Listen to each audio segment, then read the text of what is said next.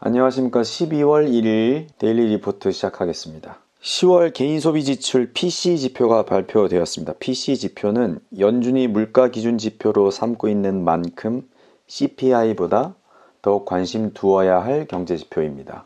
이번 PC지표는 지난 CPI와 마찬가지로 전월 발표치 대비 하락했으며 이는 월가의 긴축 종료에 대한 기대감을 뒷받침하기 충분할 정도의 결과입니다. 그러나 연준 내부 인사들은 현 수준의 긴축을 지지하고 나서면서 여전히 물가는 높다는 점을 지적했습니다. 10월 PC 지표를 요약해 보겠습니다. CPI 지표는 9월 3.7%에서 0.5% 하락해서 10월 3.2%를 기록했습니다. 유가 하락분이 전체 지표를 아래로 끌어내린 결과였습니다. 통계 방식만 다를 뿐 PC 역시도 이번에 같은 양상을 보였습니다. 우선 전체 PC 지표는 9월 3.4%에서 10월 3.0%로 하락했습니다. 이는 월가의 예측치와도 부합한 결과입니다.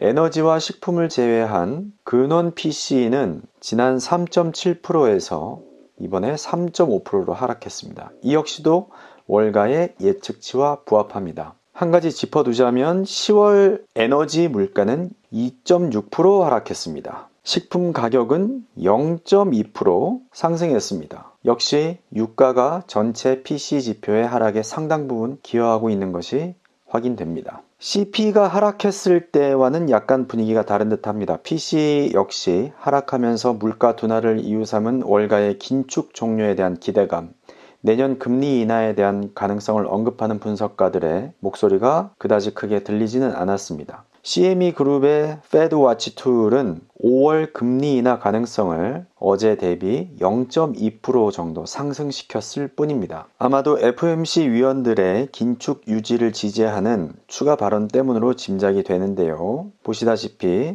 샌프란시스코의 총재는 금리 인하 전혀 생각하지 않고 있다라고 발언했고, 뉴욕 여는 총재는 물가 2%까지 한참 유지해야 된다라는 의견을 밝혔습니다. 연준의 물가 목표는 2%라는 점을 강조한 것인데요. 시장의 금리 인하에 대한 기대감을 억제시키고 물가를 낮추어야 할 상황에 불필요한 열기를 더하는 투자자들에게 일종의 경고성 발언을 한 것으로 보입니다. 참고로 FOMC에 참여하는 위원들의 명단을 보면, 화살표 한 부분을 보면 뉴욕 여는 총재 존 윌리엄스가 부의장으로 있습니다. 그리고 메리 데일리는 이 아래쪽에 참가자 자격으로 있습니다. 이 사람은 투표권이 있고 이 사람은 투표권이 없습니다. 28일 미셸 보우먼 연준 이사는 긴축을 유지해야 된다, 인플레이션 지표가 고르지 못하다 라고 발언을 했고, 반면 크리스토퍼 월러 연준 이사는 현재 기준금리 수준이 인플레이션을 억제하기에 적절한 수준이다 라고 발언했습니다. 그렇다면 이 사람을 빼고는 발언을 했던 나머지 사람들은 다 긴축 유지에 의견을 모으고 있는 것으로 정리할 수 있겠습니다. 자, 오펙 플러스가 30일 날 정례 회의를 했고요. 사우디아라비아는 현재 감산 수준을 연말이 아닌 내년 1분기까지 연장하는 것으로 결정을 했고, 나머지